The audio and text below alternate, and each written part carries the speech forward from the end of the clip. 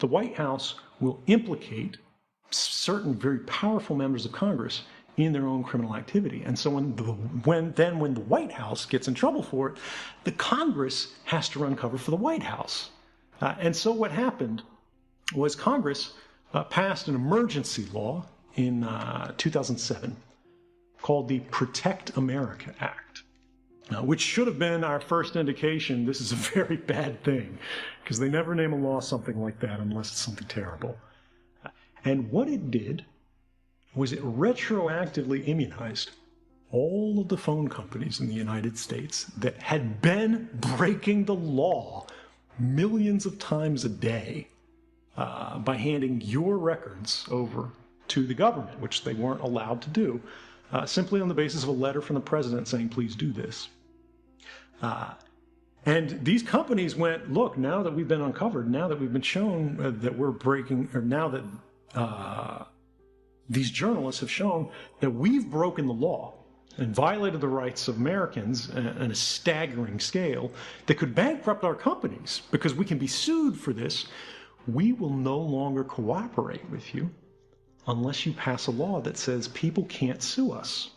And so then they go, it's an emergency law, we have to pass this now, we have to keep this program active. Bush is going to end the warrantless wiretapping program and continue it under this new authority where it's going to have a special level of oversight and these kind of things eventually. But for now, we just have to make sure people are safe. Again, they go to fear. They say, if we don't have this program, terrorist attacks will continue, people will die. Blood on your hands, blood on your hands, blood on your hands, think of the children. Protect America Act passes. The companies get off the hook. The Bush White House gets off the hook. The Congress, that was then sharing in criminal culpability for authorizing, or rather letting these things go by without stopping them, then passes in 2008 the Foreign Intelligence Surveillance Act, amendments of 2008. This is called the FAA, FISA Amendments Act of 2008. And rather than stopping all of the unlawful and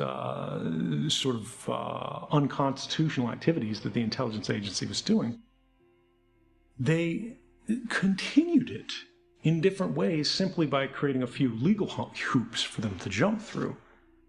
Now, this is not to say, these things aren't helpful at all. It's not to say they're not useful at all.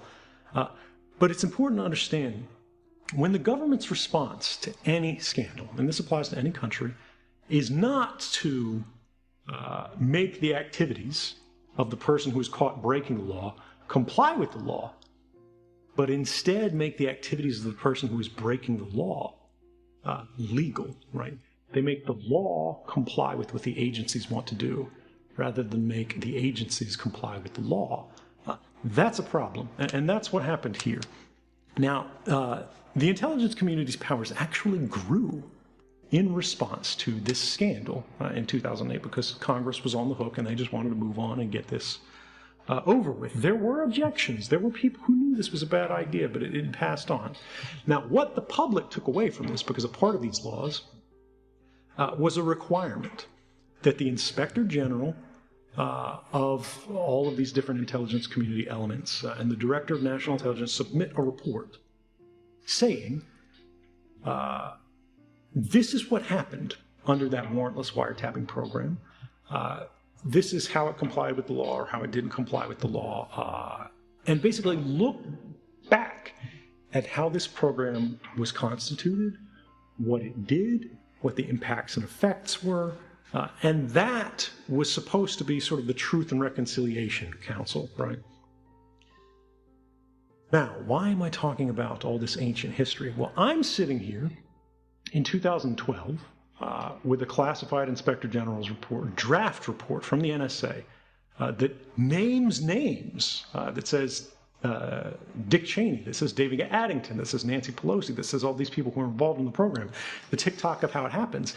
It says the director of the NSA, that guy who's evacuating the building at the beginning of our podcast here,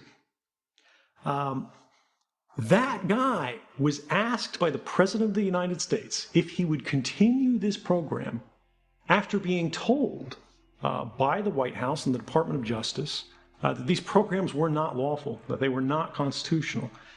And the president said, would you continue this program on my say-so alone, knowing that it's risky, knowing that it's unlawful?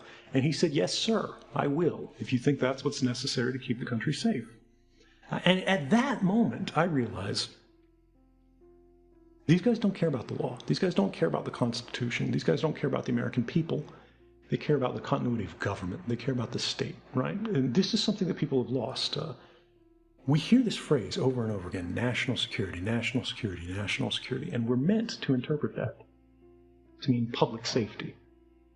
But national security is a very different thing from public safety. National security is a thing that in previous generations we referred to as state security. National security was a kind of term that came out of the Bush administration to run cover for the fact that we were elevating a new kind of secret police across the country. And what does it mean when, again, in a democracy, in the United States, the public is not partner to government? The public does not hold the leash of government anymore, but we are subject to government, right? We are subordinate to government. And we're not even allowed to know that it happened.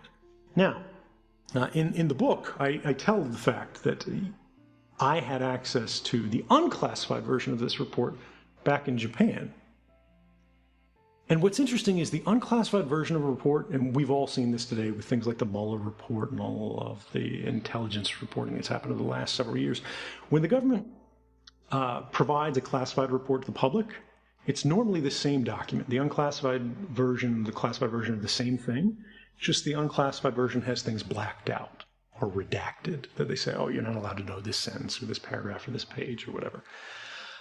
The document that the public had been given about the warrantless wiretapping program was a completely different document.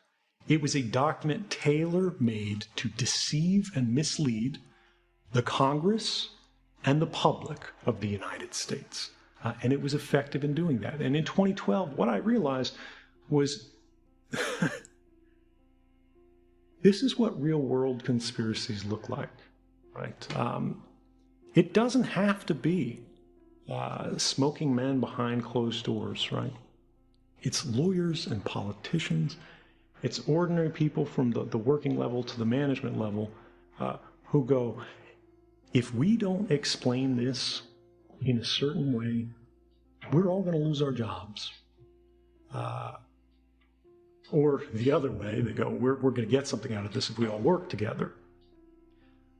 Civilization is the history of conspiracy, right? What is civilization but a conspiracy for all of us to do better by working together, right? But it's this kind of thing that I think too often we forget because it's boring as hell. I want all your listeners, right, to go to the Washington Post, because this document that I discovered that really changed me has been published, courtesy of the Washington Post. It's called the Inspector General's Report on Stellar Wind. And you can look at the actual document that I saw that was unredacted, right? I had no blacked out pages on mine. And what I believe it shows is that some of the most senior officials in the United States, elected and unelected, worked together to actively undermine the rights of the American people, expanded powers. Now, in their defense, they said they were seeking these powers for a good and just and noble cause, right? They say they were trying to keep us safe. But that's what they always say. That's what every government says. That's no different than what the Chinese government says or the Russian government says. And the question is, if they are truly keeping us safe, why wouldn't they simply just tell us that? Why wouldn't they have that debate in Congress? Why wouldn't they put that to a vote? Because if they were, and they could convince us that they were, they'd win the vote. And particularly, we all know, like the Patriot Act passed, one of the worst pieces of legislation in modern history passed. Why didn't we get a vote? And I think if you read the report, the answer will be clear.